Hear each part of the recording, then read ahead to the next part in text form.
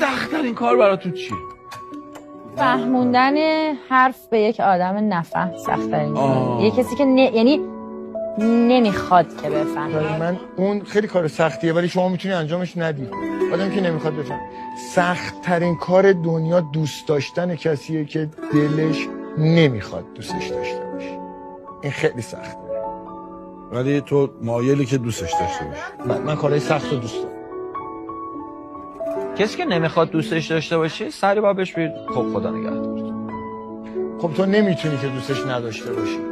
ولی میتونی به یارو آدم نفهم مثلا حرف نزنی بگی با نمیفهمی ولش کن.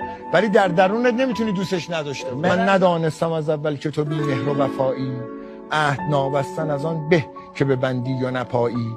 دوستان عیب کنندم که چرا دل به تو دادم، باید اول به تو گفتن که چون این خوب چرایی.